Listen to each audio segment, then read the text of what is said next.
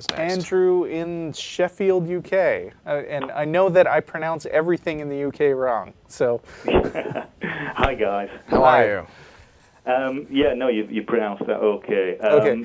Really, it's a call from... I phoned a few weeks ago and talked to Don and Jeff, but I was pretty late on the show and only managed to talk to them kind of after the show had finished. And it was basically about Islam and the kind of rise in Islam kind of in this country and probably in America as well, maybe. I'm not too sure what the situation's like over there. I wouldn't say, the question is, as Islam is pretty much a fundamentalist religion, and in the UK we don't have a fundamentalist Christianity to the same extent that you seem to do over there. It's really just to get some advice from you guys onto how I could best deal with that kind of, shall we say, religious argument when I'm debating as an atheist.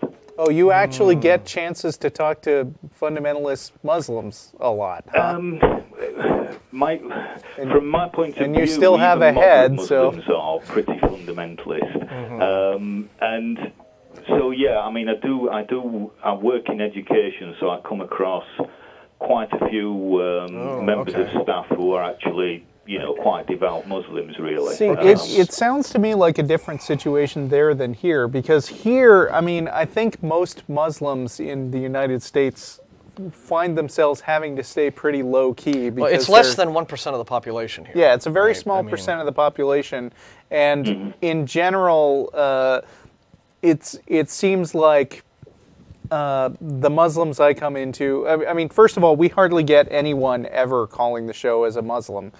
And I don't know, maybe I'm wrong, because I've talked to some fairly extreme Muslim creationist types who present the same type of arguments as the fundamentalist Christian types. And I will tell you that I would probably suggest, you're encountering Muslim fundamentalists because they're the ones who are out there, they're wanting to talk, right?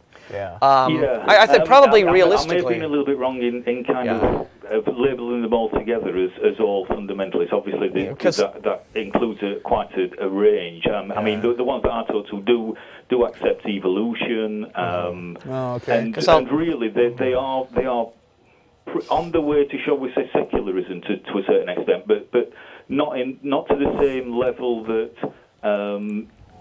you kind of indigenous Christian population in this country is, which is, as you probably know, Christianity in this country is because there isn't this separation of church and state. The Christian religion is I think Jeff was spot on when I talked to him. The Christian religion in this country is very lazy, shall we say, and so therefore you kind of haven't got a target to aim at, if you see what I mean. If you're trying to, with the exception of maybe Jehovah's Witnesses, there's nobody really out there to kind of deal with on a fundamental basis. Well, you have a different situation also over there in the UK than we have here, which is that, correct me if I'm wrong, but I do believe that there are always blasphemy laws to be wary of. And I don't know to what... Not in the UK, in Ireland. Ireland, right. I'm pretty certain in thinking that has just been overturned, or it hasn't gone through or something. Oh, well, that's good news. What we have in this country is, we have, again, you may have it in America, I'm not too sure, but we have something called hate speech. However, it's not clearly defined. And simply somebody being very, very, very, very aggressive in a, shall we say, an anti-religious way, dare I mention Matt, might be a good example over here, could be in a little bit of trouble if you were to do a similar program over here. I don't know how long that program would last, or even if it would be allowed. Right. And it's really quite serious in that respect in this country at the moment. But at the same time, I think that there has been this sort of pushback from, say, the skeptical secular, people who are activists in skepticism and unbelief.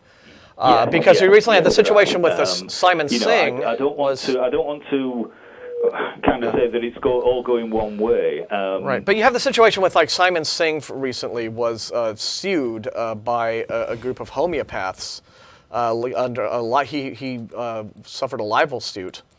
And which the homeopaths actually won simply because Simon Singh said this homeopathy doesn't work, right? I mean, it's bogus, and there's studies showing it. And the homeopaths and so the whole thing you have to understand about pseudoscience, religion, what have you, is it's all about, well, we don't have the facts on our side, so the way to deal with opposition is to simply shut it down.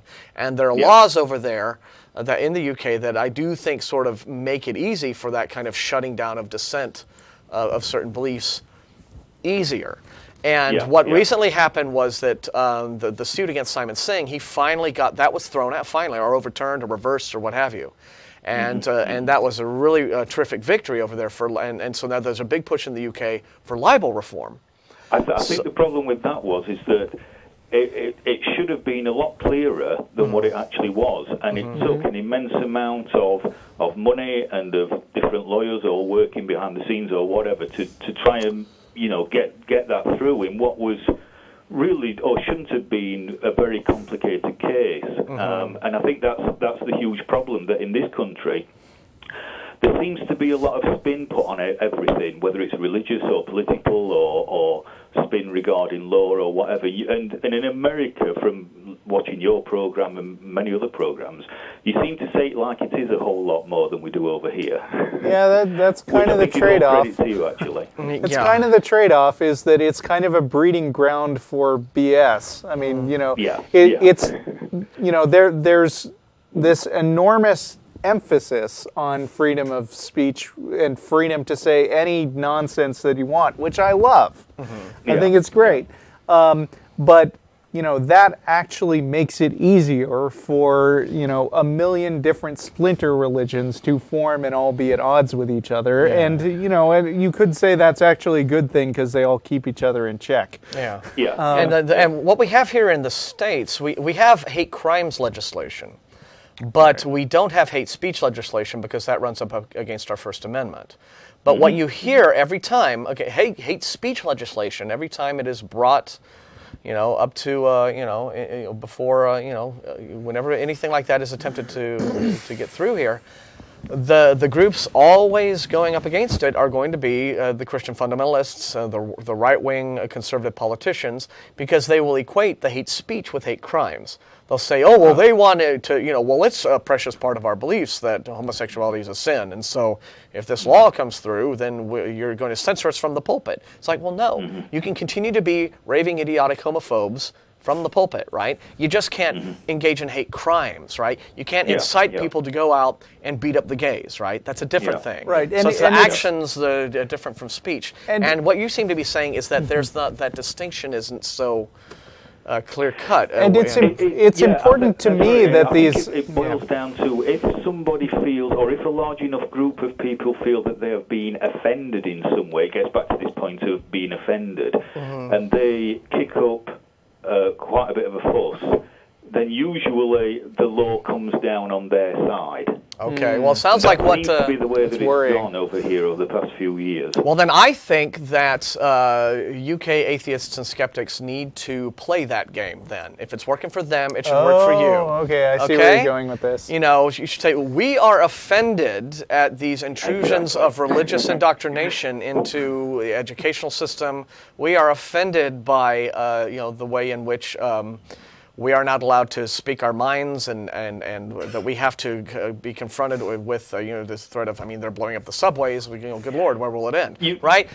Go ahead and play that. As long as you're very careful in what you say, and as long as you, like if I'm debating with I've got a colleague who I work very close with, who's a Muslim, and I can have virtually any debate with him that I want. But I always make sure it's done in the context of, I'm talking about religion generally, because basically they all say pretty much similar things. And I always emphasize that it's not just Islam, it's Christianity, it's Judaism, etc.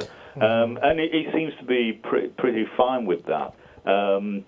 And so, you can actually have a debate, but you have to be very, very careful. And obviously, you can't come out and kind of insult or call somebody an idiot or whatever. So as long as you keep to the point, then it's pretty much okay. And that's a perfectly legitimate way to have a conversation, but the problem I see with it is that it precludes the sort of conversations that we like to have on the show, which is, okay, let's start by you telling me what you believe and why you believe it.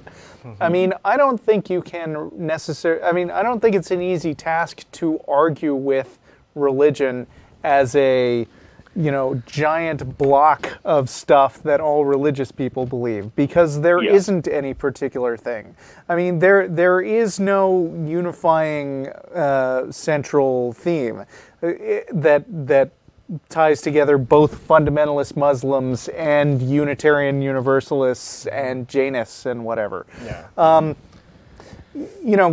generally like to go after not, oh, well, you are religion X, and all people who are religion X are like this. I just like to restrict it to the guy I'm talking to. What do you think? And does that really make any sense? No. And if this kind of thing would lead to somebody, it's very difficult. And obviously, if you try and pick on something that is specific to a particular religion, especially Islam, then you are classed as being, if not racist, you're classed as being an Islamophobe. Oh boy! Right. See, this is why. This is the problem. If you've ever seen any of Pat Condell's videos on YouTube, oh yeah, he actually deals with the term Islamophobe very, very easily. In the respect that if you look at the term phobia, it means to have an irrational fear of something. Right. Now, there is nothing irrational about fearing somebody who can blow you up death threats for dressing Muhammad up in a bear costume. Yeah. Now, I like Pat Condell, but I think he has a tendency to go too far in the other direction and come off as kind of a douche, because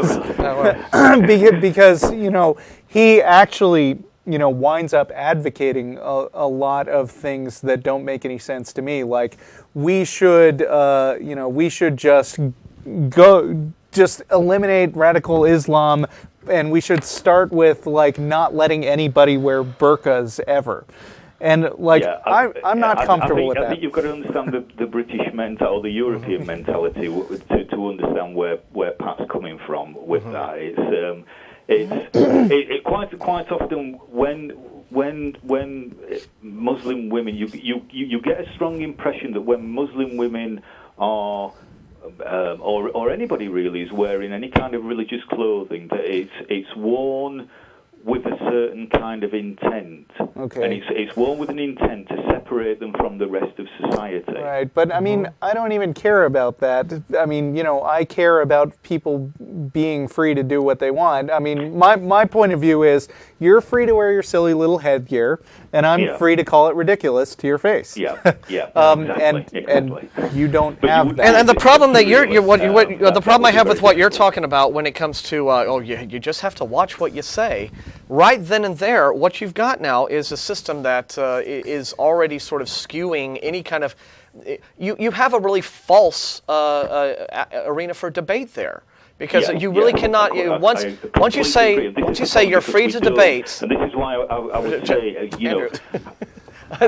don't think you can tell when you're talking. No, okay. It's. I was just going to say, not to cut you off, but it is already skewing the arena of debate in favor of the believers and of the theists, because it is already giving them sort of a leg up by saying, all right, well, I'll be happy to debate with you, but you just can't say anything to offend me.